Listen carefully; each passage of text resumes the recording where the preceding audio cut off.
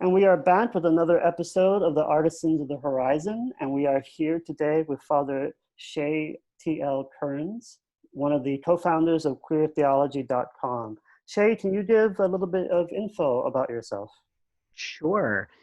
So I'm a transgender man. I'm ordained in the Old Catholic priesthood. I've been ordained for I think about 8 years now, which is awesome. Brian and I started queertheology.com together in about 7 years ago because we wanted to create a space that kind of took for granted the fact that that it's okay to be LGBTQ plus and Christian as a starting point and not as the ending point. And when we started in 7 years ago, like the dialogue was really either clobber passages and is it okay, or like super academic queer theology that felt really inaccessible to folks outside of the academy. And so we wanted to see if we could create a space that did queer theology in a way that was super accessible. So we've been doing that for 7 years. And then I also run a theater company and I'm a playwright. So kind of do a bunch of different things. And it's all been really exciting and fun.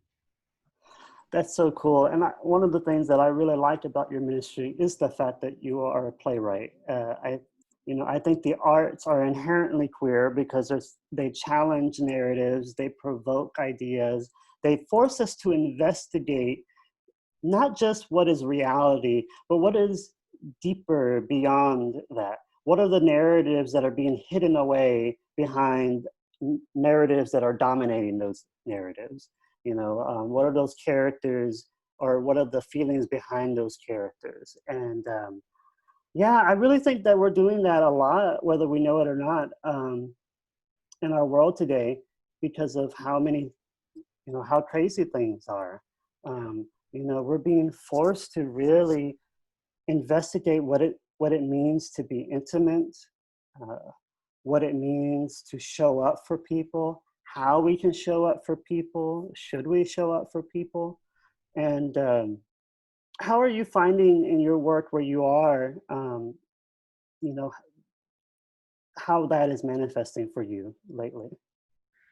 Well, I mean, it's a very strange time to be both a priest and in theater in the time of COVID, right? Because everything that we do is predicated on getting people in a room together, like actual bodies in physical space together.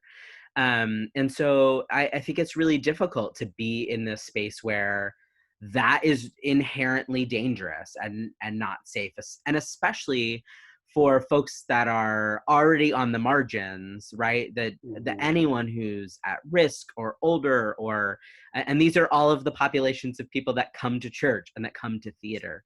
Mhm. So I've really struggled over the last several months of like, what does this look like? How do we do this work in ways that are helpful and not hurtful and that are authentic? And I know that, like, especially in theater, there's been a lot of push to just be like, well, we're just going to put it online. We're just going to put plays online. We're going to do plays on Zoom.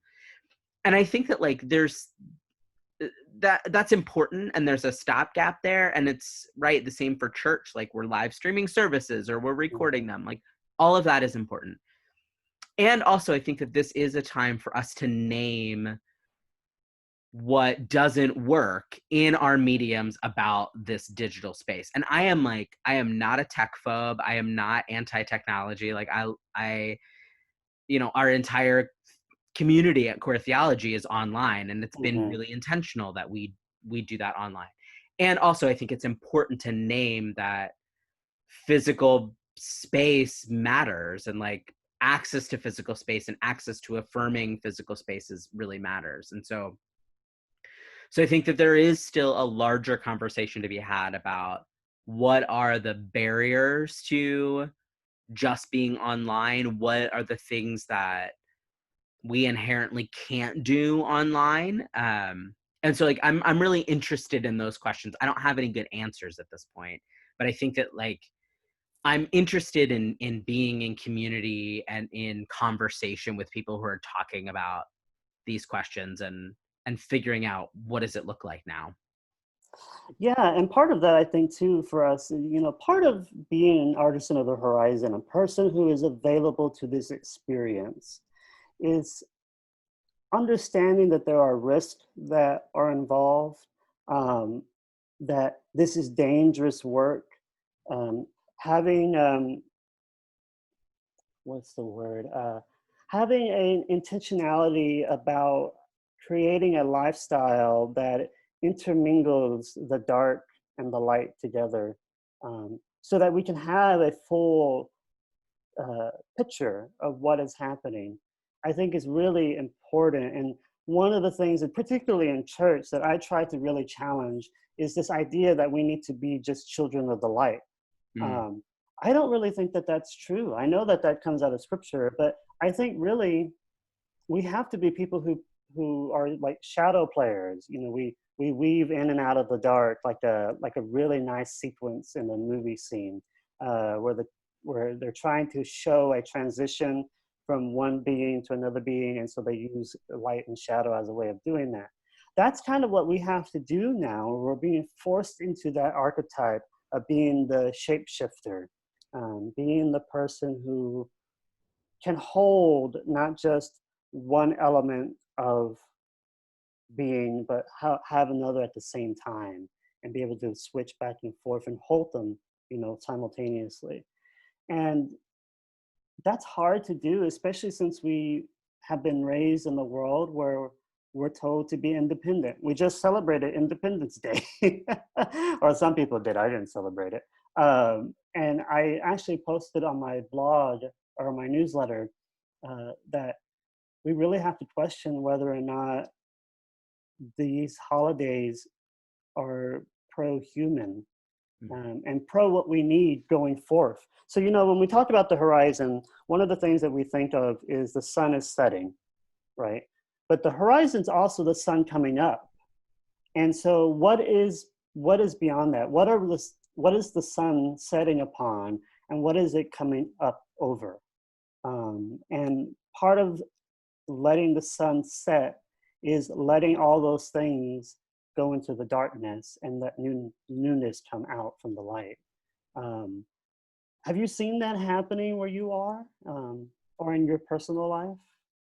Yeah, I mean, absolutely. I'm in Minneapolis, so with the murder of George Floyd, just a little over a month ago, we're seeing a lot of conversations here about things that have been issues for forever, right? Yeah. None of these things that people are talking about are new, but there's, I think, a certain subset of the populace, especially in Minneapolis, that is aware of these issues in a new way, and are having conversations. And so it's been really fascinating to be here and to see kind of people waking up to these things that those of us who live on margins of any kind like have been aware of forever and are like, Mhm. yeah, like this has been a problem, this isn't new. But it does feel like there is a moment here with people's new awareness to like have these conversations about the things that aren't working and the things that haven't been working and the things that people have thought were working because they maybe were working slightly for them, but like were not working for a large swath of the population. So I think that like now is the time to be having those conversations. But I also think that, in its best form, both art and theology are constantly talking about this horizon and talking about, what does it mean? What kind of world do we want to be living in? What does it look like for the kingdom of God to be here now? What does it look like for us to be a part of the kingdom of God? What could a world look like where, barriers were reduced or where people were equal? Like, these are the questions I think at its best that both theology and art are asking, and that we do our people a disservice when we shy away from those questions, Mhm. and when both art and theology become about comfort, right? When it's about like tradition, and tradition as I mean, I'm a big fan of ritual, right? And I think that Yeah. ritual is really important, but I think that tradition often can be the place where ritual goes to die, right? And it becomes this space of like, well, we come to church and we sing these hymns and we do these things, and like we do it because it's comfortable and because we like these people, but it's not serving the function that it was intended to, which is to like jolt people out of their comfort and equip them to do the work of bringing about the kingdom in the midst of empire. And I think that's like what theology should do. That's what ritual should do. That's also what art should do. And so I'm hopeful that this moment will kind of push us back into those spaces where ritual and art can do that work, and that we will do that work with ritual and art, and move away from like the 700th revival of, you know, an old musical or turning a movie into a musical, right? Like I don't think we need that. I think right now we need new stories, and we need to like reclaim the radicalness of ritual. I love that. I love that idea of reclaiming the radicalness of ritual. I really do. I agree with you. I do think that tradition is where ritual goes to die. Um, Mainly because I think we forget that ritual comes out of the experience of the people. You know, and for me, I'm at the point to where I'm curious about how is it that when we ask these questions and we have these conversations and you know, at some point get to an answer that we can as a community work with. It might not be the same answer that another community gets to, but it's the answer that we can get to, at least at the certain point with our community and our people. um, how do we get people to move from just having that intellectual experience and maybe a cathartic experience into having people put that into their bodies and use that as a way of deconstructing and destroying that which is not pro-human, which is not sacred? Because ultimately what is sacred is pro-human. And if Right. sacred is anti-human, it's not sacred. It's the opposite of that. It's anti-sacred, anti-human, anti-God. And because ultimately, for me, it's about taking the incarnation seriously. If we really do believe that all of us, including creation, are made in the image and likeness of God, then that has to have an influence on our politics, on how we pray, on how we make love, on how we make art. Um, and it just it pervades everything, you know. And so yeah, I'm kind of at the place where I'm like, I feel like I have to say very vocally that if this is harming the body of Christ, we need to get rid of it. You know, I really think we need to take whatever stones we can find and shatter as much stained glass windows as we can to let souls out so that they can breathe. Um, yeah, so I don't know. That's where I am right now at the moment. Yeah, and I think that that embodied piece, right? Like that's why I'm so passionate about theater and theater in space, right? Because there is Mhm, something powerful that happens when an audience bears witness to an actual body on stage, inhabiting a character, and especially when marginalized bodies can play their own stories. mhm, Something really powerful happens, and then it creates an empathy that I don't think is possible or isn't possible in the same way when the experience is mitigated by a screen, right? I mhm. think that there's something that happens when you get in a room and you can hear the other person breathing and you can hear the audience responding with you. And like I think that's why bodies together is so important. And I want to piggyback too. You mentioned catharsis, and I think that that's a really interesting concept, especially in art, because there is a movement, I think, in some playwrights, in some modes of theater, to rob the audience of catharsis, so that the tension remains, so that in order to achieve the catharsis that they want, they have to actually go out and do something. And I think that that's a really fascinating thing to talk about with ritual and with theology too, because catharsis often lets us off the hook, right? We have the experience, and then the experience is resolved, and then we go home. And so what happens if we don't get let off the hook? If there's some kind of tension that remains that requires our action, and requires our action for justice to in order to like get the catharsis that we need. And I find that to be a really interesting question. I think in a lot of the plays that the theater company that I run does, we try to end on a question, so that people are left feeling unresolved, so that they're forced to like do something with that, which for us is like, we have next step partners so that they can get involved before they even leave the theater. That's part of what we try and do. But I wonder what would happen if churches did that too, right?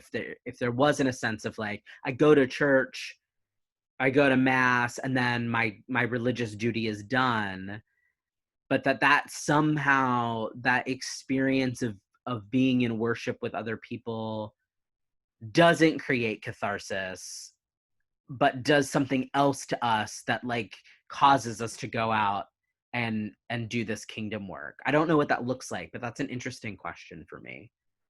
Yeah, I love that. And it reminds me of two of the parts in the Eucharistic rite that always stun me every time I do it is the words of Christ, supposedly of Christ. We don't really know what he actually said. You know, he was probably illiterate, so he never wrote anything down. But the words that we ascribe to Christ, where he says, "This is my body broken for you." You know, I always think if Jesus was a good American, he would never have said that. He would have said, "Go and break their bodies for me. Go spill their blood for me." That's how you prove to me that you are one with me. But he doesn't do that. He says, "This is my body broken for you." And in traditional Catholic theology, you know, around the Eucharist, we're taught that when the priest says that, he's not just saying Christ's words, he's saying those as his words. So he's saying, "This is my body broken for you."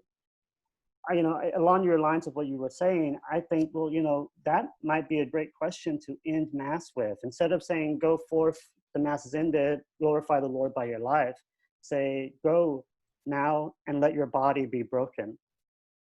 You know, and how will you let your body be broken? How will you let your blood be spilled? How can you take the bread of this journey with you and nourish the companions, which literally means with bread, on your way? How can you be the table of the world where you are? Yeah, I think that provokes a very fleshy reality of discipleship. Because for me, I think a lot of times, and I'm sure you probably have experiences too, that discipleship, especially if you come from like a fundamentalist evangelical background, it's really more about getting numbers. It's about knowing all the intellectual questions and answers, like by rote, and having everything ready and almost being like a soldier on the move, trying to look for your next person to capture. So much for salvation. um, you know, but really discipleship is more about that experience that we're supposed to have at the Eucharist. It's a fleshy reality of the mingling of God and humanity, of like, when we take the other part that I was going to mention was when the priest takes the host and puts it into the chalice, and says the prayer of commingling between so as Christ came down into earth to share in our humanity, so we get to share in Christ's divinity. How does that look for us in in our day-to-day life? How does that look for people who have been told that they don't represent Christ? Like, how do we give them permission to say, I get to be Christ today for the people who are starving, who are homeless, who are hurting for the world? Yeah. Yeah, and it's interesting too that I think that in some ways there's two different conversations, right? There's like the conversation about what ritual and mass and the Christian life needs to be for white heterosexual cisgender Americans, right? Mm. And then there's, on the flip side of that, there's the like, what is the claiming that needs to happen for people of color, for trans and queer folks, for marginalized folks, for women? And like, I think it's hard to have both of those conversations in a mixed community, right? Like, and at its best, that's what Christian community should be this mixed community. And also I think there is a conversation to be had about like, part of what needs to happen for people who hold a lot of privilege and power is the giving up of that privilege and power in order to be in solidarity with people who are marginalized. And part of folks who are marginalized is to like claim that kind of equality and divinity with Christ and with the powerful. And like, and I don't feel like our churches have done a very good job at like speaking to both of those folks at once. And so it's either been, go out and do justice, and we haven't even had that conversation about privilege and what it means to show up and be in solidarity, or it's this conversation of, well, everyone's equal in God's eyes, and isn't that great? Which it is. And also like, there are other faith formation things that you need to be doing along with that message. I think our churches haven't been great. The churches I've been a part of haven't been great at like really helping to form people's faith and to do that discipleship work and to do it on like multiple levels at one time. And so it becomes this kind of homogenized, like, same message for all people. And I just don't think that works. And I don't think that's actually like really truthful to scripture and to the gospel, which was like very much intended for a specific people at a specific place in a specific time. Yeah, and it also denotes to me the different communities have a different concept of how God shows up for them. I'm thinking, like for instance, a shared friend of ours, Bishop David Strong, um, the presiding bishop of the Apostolic Catholic Church in America, he often points out that in Black preaching, it's very much testimonial, that whenever a Black preacher says, I shall not be moved, he or she is not saying just them, even though they're being testimonial, they're speaking for the entire community. And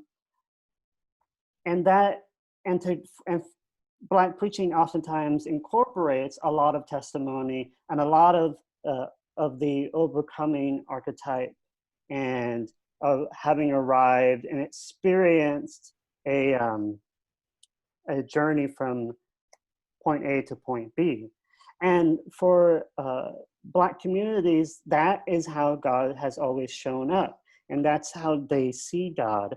For me, coming out of the Latin community, our concepts of God and how we really pray and worship God is always in this context of God as the one who journeys with us. the archetype of the bread of the journey is used a lot in Latin preaching. Um, Also, there's a lot of emphasis in Latin theology about working, about the God who co-labors with us. Um, Partly because Latin folks are the ones who do all that hard labor work, um, particularly around food and things like that. Um, so it denotes to me the question of, and I ask people this often in spiritual direction or when I speak in different communities, how is it that God manifests most for you? Um, does God manifest more to you as somebody that journeys with you, that works with you, that makes love with you? Um, I really like to throw that one in because it throws everybody off. And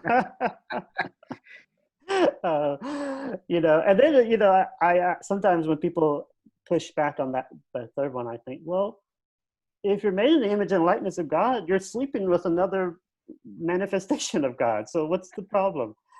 Get over it. That's how intimate God wants to be with you. Um, and Anyway, but so I think part of being an artist on the horizon um, is learning to paint outside of those lines. Um, Learning to sometimes being an artist on the horizon means you're kind of like Leonardo da Vinci, where everything's pretty and there's a nice line and all these gorgeous colors.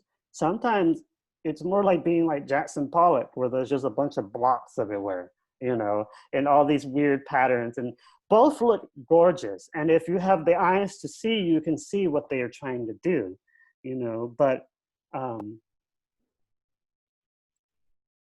but you got to be willing to show up and um, do that work of investigating how God is manifesting and how you're being called to paint those things, and not to be afraid to do it, even if, and this is something I say all the time to myself and to other people, even if you do that work of investigating, you paint the painting, you put it up on the wall, and nobody ever looks at it.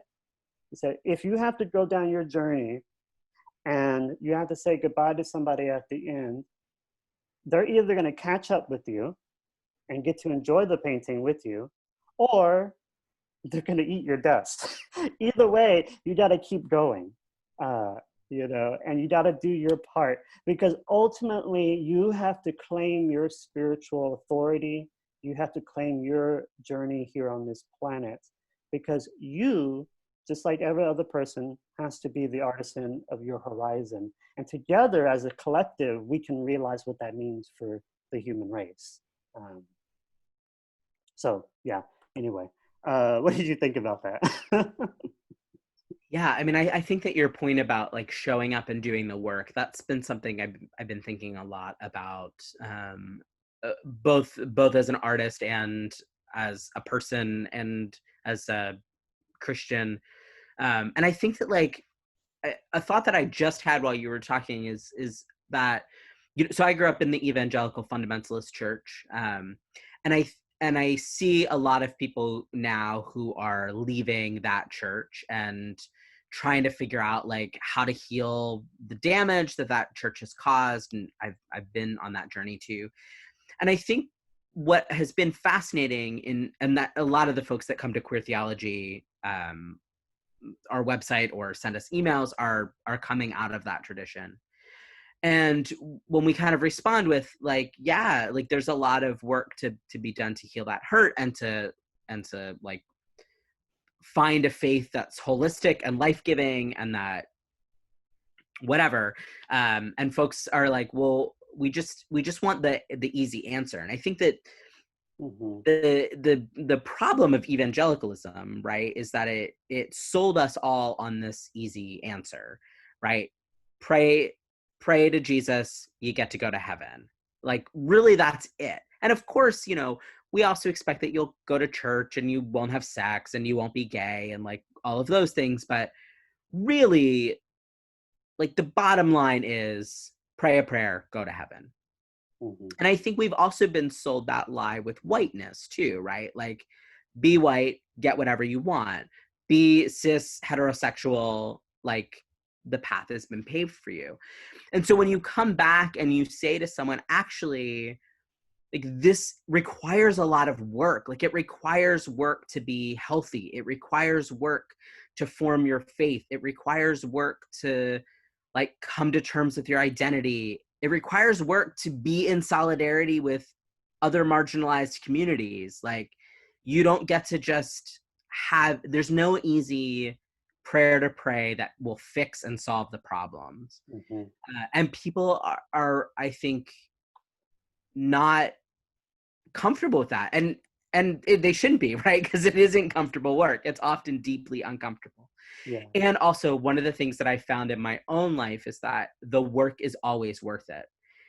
It's always worth it to, like, do the work, to figure out where it is that you were stuck, to figure out what was causing you trauma and pain, to figure out how to move past that, to figure out how to care for yourself.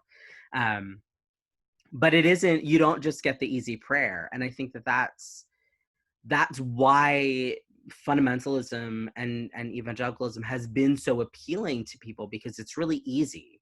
Like, amidst all of the, like, really the real harm, at its root, it's easy. If you do this thing, you're in. Mm-hmm.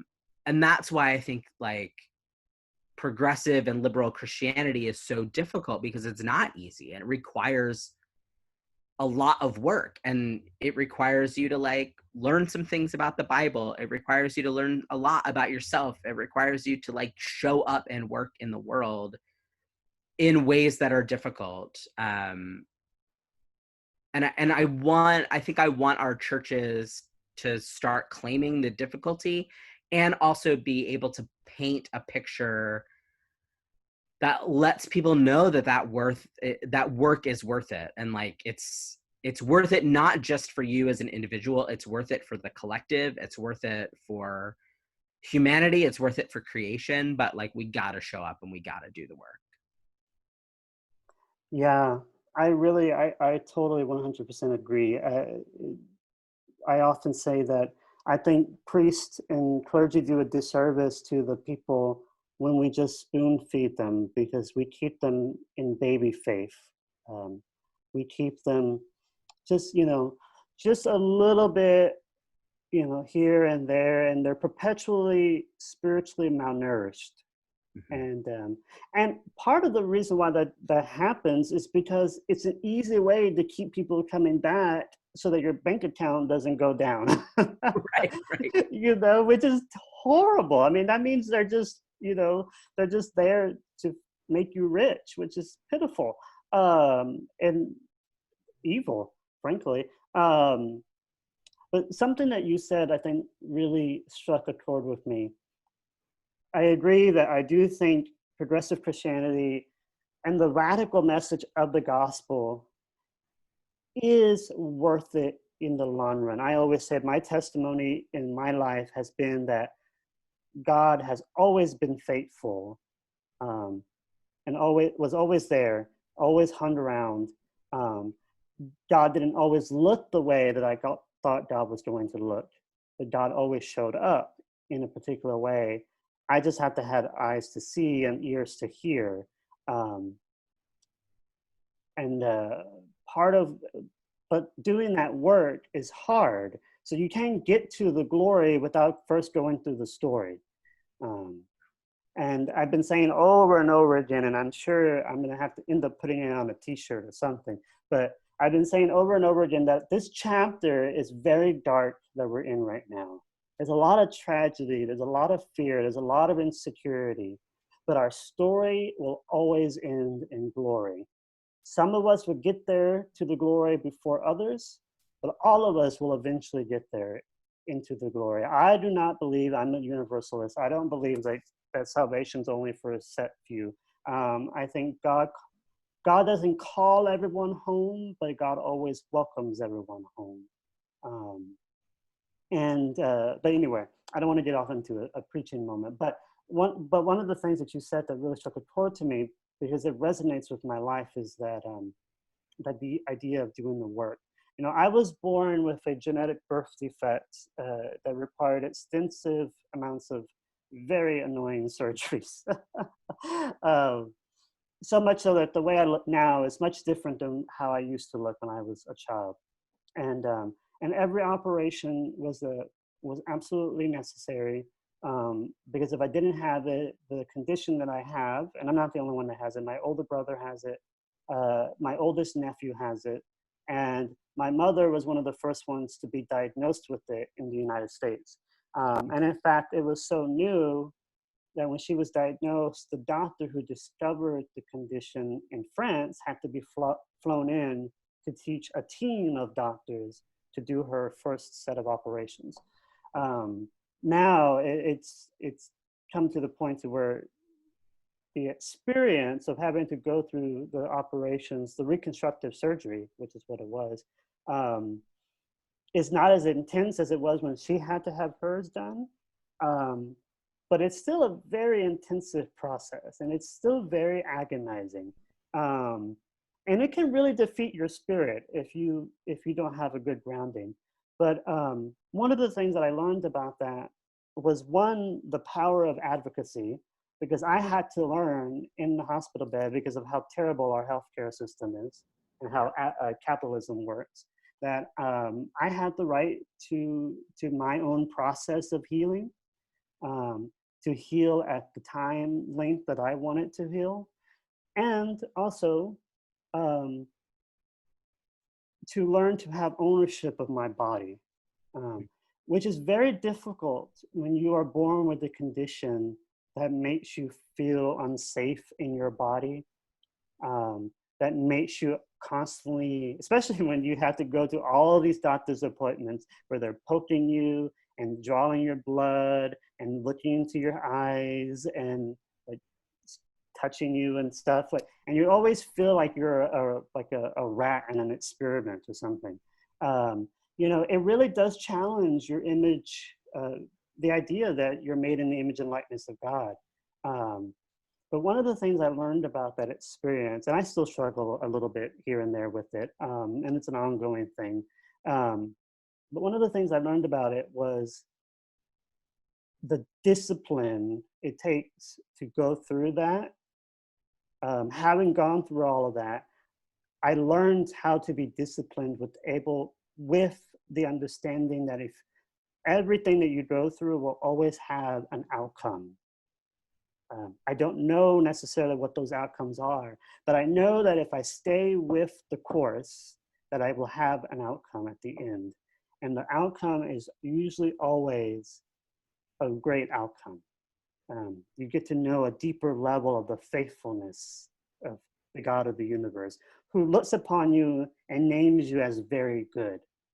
And you know, that's kind of hard to claim when you're constantly told by these professionals that you're abnormal, or that you have an abnormality or an anomaly, or you're defected. And so they have to go in and, you know, cut you open and fix things and put these metal things all over you and all of that. So it does take that work of reclaiming who you really are, and grounding yourself in that reality. So, and you know, I went through all of that work, and I think it's made me a better person. It's made me more able to be compassionate, to show up for people, and to be able to stay focused on a particular instance or in a particular moment or experience, no matter how uncomfortable it is. And I still have issues that I have to deal with it. Like I have a neurological condition that's a byproduct of the condition I was born with, which causes me to have chronic migraines and headaches, and it's absolutely dreadful. I don't wish it on anybody. And but you know, it teaches you just so many things about being patient with your process, learning to recognize yourself as a resurrection in process, and just so many other things. And it's beautiful and tragic, and it's, you know, Pink has a really awesome song that I highly recommend everybody listen to if they haven't heard it. It's called Beautiful Trauma. And there's a line in there that I really love, where she's talking about a relationship that she had that was abusive. And I don't want to say that abuse is something beautiful, because it's not.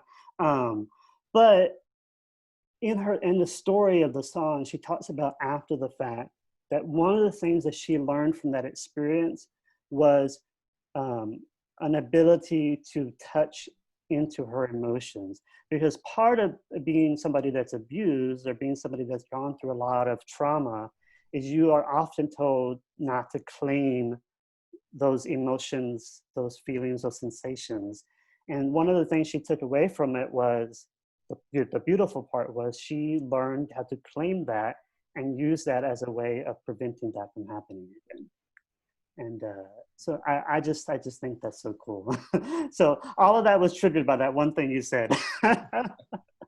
I feel a lot of echoes in what you said in thinking about my trans experience, right? The same thing of series of doctors and surgeries and all of that kind of thing, and how like that process, I think, forced me to really consider what type of person I am, and to consider and to think about like what type of man I want to be, in ways that I wouldn't have been forced to think through those things had I just been born male. So I think that there's a lot of resonance there, and of course I think that this idea of resurrection and resurrection being a process and a journey is a huge part of my own experience, and of doing trans theology, and of thinking through those things. Like, I think that that's really huge and important, and really important to talk about, like, resurrection as embodied, and what it means Yeah. to look like, to claim embodiment and to claim a resurrected body that maybe is still not even what you'd want, or what would be an ideal, right? And like, what does that look like, and how do we make sense of that? Yeah, yeah. You've done several videos on the idea of like stars and things like that, and I remember, and I love those videos, and I love that the fact that when Christ was resurrected, he still had his wounds from his journey. And I often point out, and I say that resurrection doesn't absolve those realities. It doesn't absolve or erase your journey to get to resurrection. It puts everything in perspective. Yeah. Um, it gives you the ability to take something that was dark and turn it into something that is a source of power. Um, and and that's great. But also at the same time, it is really kind of nice to think that there will be a time where you don't have any more pain or any more stars and things like that. So I don't really think it's an either or kind of reality. I think it's it's an ongoing reality that we will never know really the answer until we get there. Um, but that playfulness with light and shadow, that playfulness with pleasure and pain, with doubt and belief, I think is important. Like, if we had to pick a virtue to take with us over the horizon into the new way of being, um, I think playfulness is that virtue that we need to take with us. Because playfulness, well, Thomas Aquinas taught that playfulness was a virtue, and fun were virtues. Thomas Aquinas's ethics were all based on virtues. He believed that you could not be an ethical person if you didn't practice virtue, and he included playfulness and fun in that. And I think, what if we took him at his word on that and actually instituted play into our rituals, play into our daily lives? What would it be like if we made it a point to have fun and playfulness as a criteria for whether or not something is worth doing? Mm. Even in whether that's in theater and art and church and life at work, um, and if it's not playful, if it's not fun, if it doesn't provoke those feelings of euphoria and things like that, we should question whether or not if it's valuable. Maybe it's not valuable to you. Maybe it's valuable to somebody else, but I would probably venture to say that it's probably not valuable to anybody. And but yeah, learning to play around with those things, I think, is really necessary to be a true artisan. Yeah. Yeah, I think along with that for me is the value of curiosity, Mm, which feels very similar, but also like veers in a slightly different direction. I think for me, being curious about everything, right? Both about like other people and their experiences, but also about my own experiences and emotions, and being curious about what's next and what could be, are all things that I think serve me both as a theologian and as a writer and an artist, and and to be deeply curious about where things come from and where things are going, and what things could be, I think leads us into really exciting conversations and possibilities, and opens up space for connection where there wasn't connection before. And so I've been trying to really cultivate this this sense of curiosity and of following curiosity, and being willing to follow it even when it leads me down places that feel scary, or that I don't know, or unsettling, but like to trust that curiosity will like lead me somewhere, and that process is worthwhile, and that being curious is like not, it's not harmful, it's a it's something that will really lead to something beautiful. yeah, I love that. I love that. I was actually just talking to somebody recently about curiosity. It was a funny conversation, but yeah, I agree with you. I do think that curiosity really is, I think, um, the mother of discipleship, um, because it challenges us to go a way where we're like, hmm, I don't know. I don't know if I'm qualified to go down this road. You know, I didn't study that in seminary. um, and and being just, you know, being open to whatever might happen, being available to the experience, and being willing to take, you know, come back around and say, look what I did. Let's go do that together, and invite other people into that curiosity. You know, when I think of Jesus's ministry, I often think of that was what he did. You know, he would go somewhere and then he would invite people in. So how do we invite people into that curiosity, and then make it the catalyst for giving birth to new realities of humanness and faithfulness, and all of that. Um, yeah, and I think part of it too, in regards to curiosity, I think is important now, because if we tap into that curious nature, it gives birth to a desire to be creative.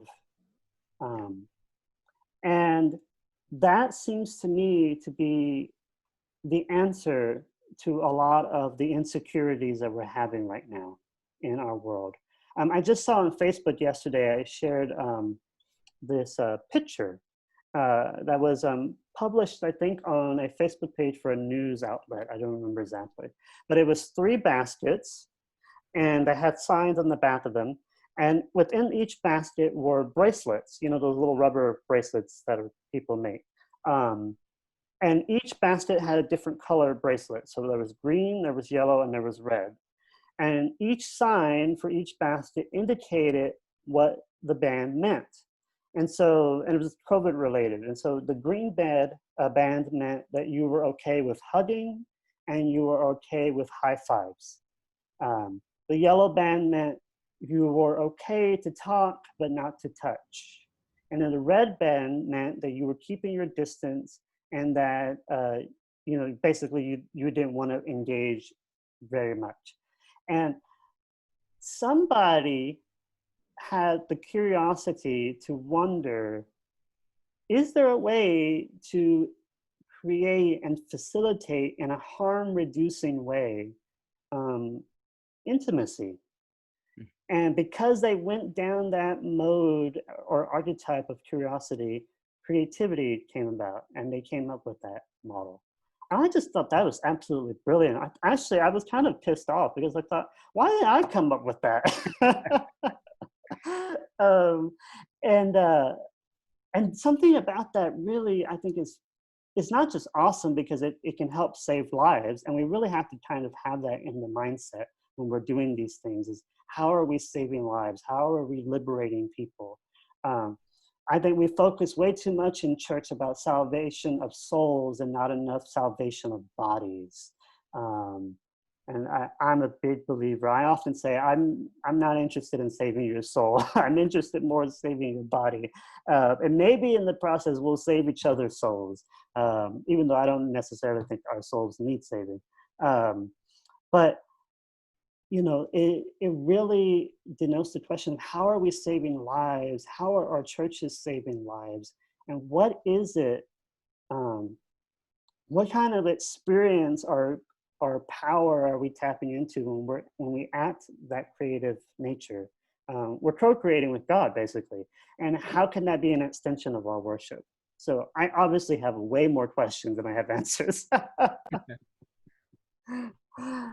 yeah.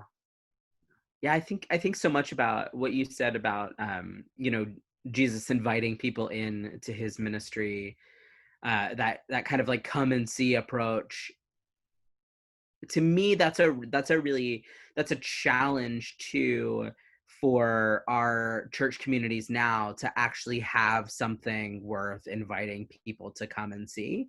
So that to me is like a call out of like, okay, what are we inviting people in on? Like, what are we doing? What's the real work that's happening? How are we working to save people's bodies? What type of community are we inviting people to come in and see? And if we don't have good answers for that, I think that's a real challenge to our communities to go back and rethink, like, okay, well, what do we want to be? What kind of community do we want to be forming? What feels like it would be a compelling thing to invite someone in to be a part of and to see? And if we feel like we can't do that with our community as it currently is, what's the disconnect, and where should we be working to close that gap? Yeah, and I think really one of the things that communities are what's the word, responding to that idea of how to be more inviting and what are we inviting people to. I think one of the ways that churches have tried to address that reality is by reinventing or reimagining worship spaces. And so I've noticed, I actually occasionally will attend, I can't do it anymore lately because nobody's going to church, but when we were meeting in person, I would occasionally attend an ELCA church downtown in Montrose called Kindred. And they are a dinner church.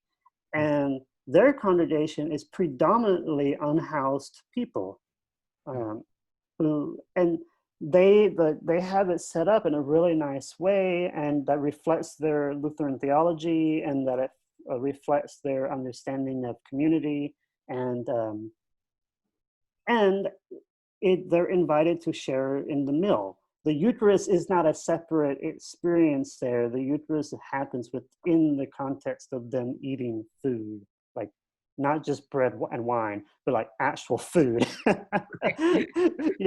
And so like people are eating, whatever it is that they made, pizza or pasta or something, whatever. And then all of a sudden, the pastor actually gets up and she begins the liturgy part, and and they do that whole experience. And I like, actually, and Lutherans do this as part of their worship style. They actually hold off on the wine until the end, uh, which actually is what Jesus probably did, because that's what they do in the Jewish Seder.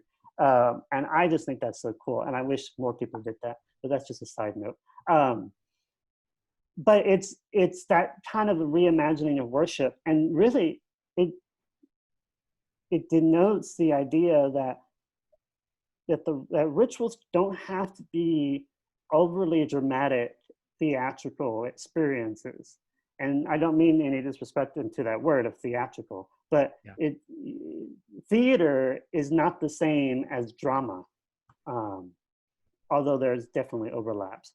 In the Roman Missal, actually, it has a really great line that I love that talks about the Eucharist is not theatrical, but it is always dramatic.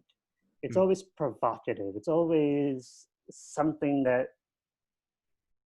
when it's done well, or even when it's not done well, it pulls something out of us, whether we know it or not. And one of the ways that I really like that they do it is just the fact that they took something that we consider sacred and they put it into the mundane. And they show that the Eucharist can happen anywhere, whether we know it or not, whether we call it that or not. And I think part of what we are trying to invite people in and participate in is the idea that the sacred is 24/7.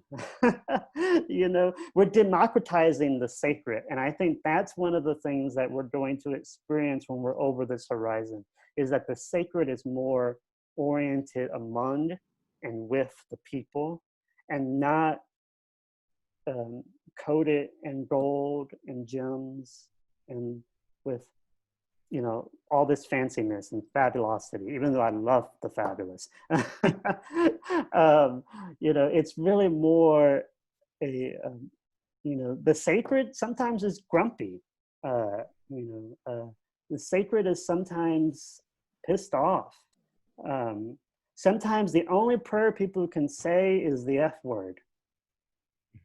And how can we allow ourselves not to be scandalized by that, but scandalized by the things that put the body of Christ into compromising positions like that, where they feel like that's all they have to say. So I don't know, I feel like that's what I'm trying to invite people into doing. And I think I'm doing that in a very unique way, because I pastor a congregation that meets exclusively online. And we were one of the very first to do that.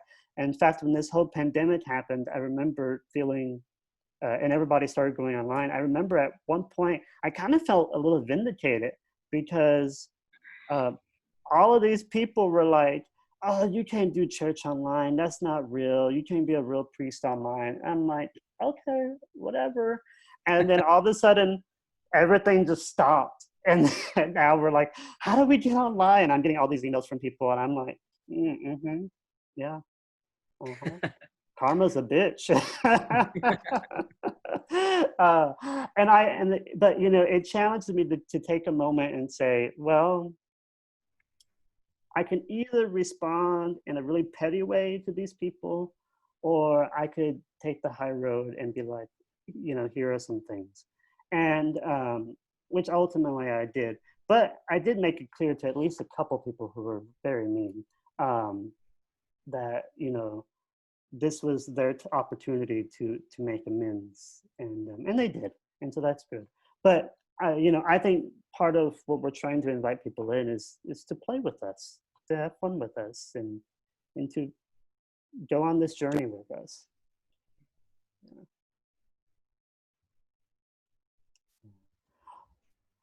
Well, you know, we're coming to a close, and I want to give you the last few minutes here to really say whatever else is on your mind, on your heart. Tell people where they can find you, what your favorite color is. I don't know, whatever you want to say. Your favorite drink. Well, yeah, people can find me at queertheology.com. That's the site that I lead with Brian G. Murphy. We've got all sorts of stuff on there. We have a weekly lectionary podcast. We've got articles and PDF guides, all sorts of stuff. So queertheology.com. The theater company is uprisingtheaterco.com. Theater spelled R-E, the British way. And so you can find out more about what we're doing. We are doing some like workshops and panels and stuff, and not just for theater folks, for anyone in this time of COVID. So you can participate with those from anywhere. So it's kind of fun to be able to do some different things like that. So you can find us there. And then my website is shannontlkearns.com. And I think as far as final words, I mean, this conversation has really covered many of the things that I'm really passionate about right now.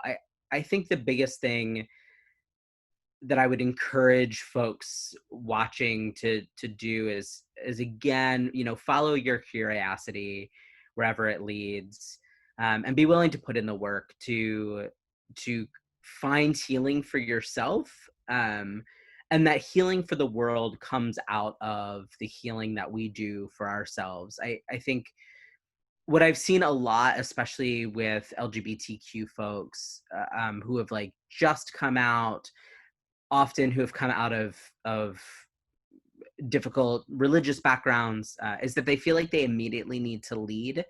And I would encourage folks to like take some time to do your own work, and to do your own healing, and to do your own reconstructing of your faith, and also to tap into the community that already exists, and the community of people that have already been doing this work for a really long time.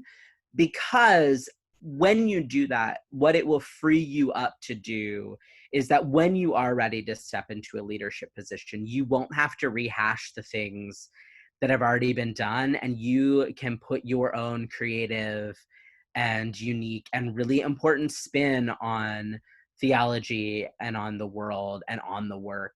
I think what happens often is that we get stuck in this loop of the same kind of 101 conversations, because everyone feels like they need to do that.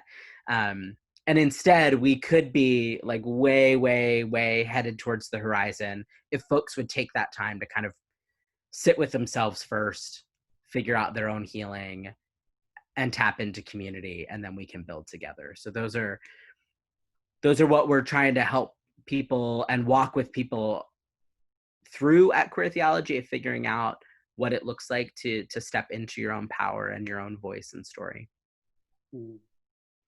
And along that line of stepping into your own power and your own story, what would you say to somebody that might be a queer person who's discerning their vocation to ordained ministry?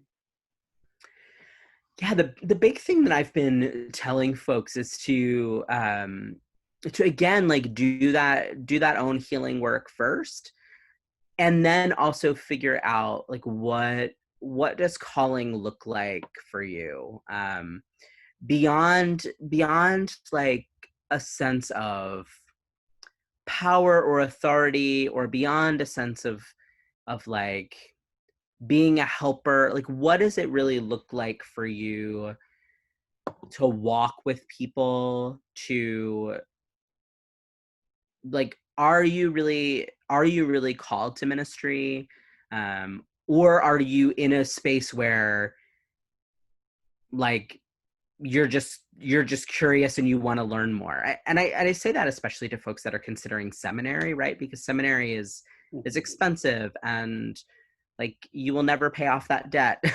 So like, to be really clear that like called ordained ministry is what you're actually called to, and that you're not just that you don't think that the only way to like discern or lead or learn more about your faith is to be ordained, like, because there are lots of other ways to do that. But I do think like if you're called to that work, find a community that you can tap into that will affirm that calling and that will mirror that calling for you, and that will support you as you go through the process. This is a really hard thing to do alone. And so to be in community with people, people who you're not in charge of leading, but who you can really just be a worshiper with, is really important and vital. Yeah, you got to be a disciple first before you can start leading people. Yeah. Well, amen. Well, God is good all the time. And it's been fun having this conversation with you. And I want to end with my favorite blessing from the Book of Common Prayer, which is go forth and be bold and courageous, hold fast to what is true, love one another, love yourself, and always remember that God uh, cares about you and God thinks highly of you. And may the blessing of God, who is the Father, the Son, and the Holy Spirit, fall upon you and remain with you now and forever. Amen. Amen.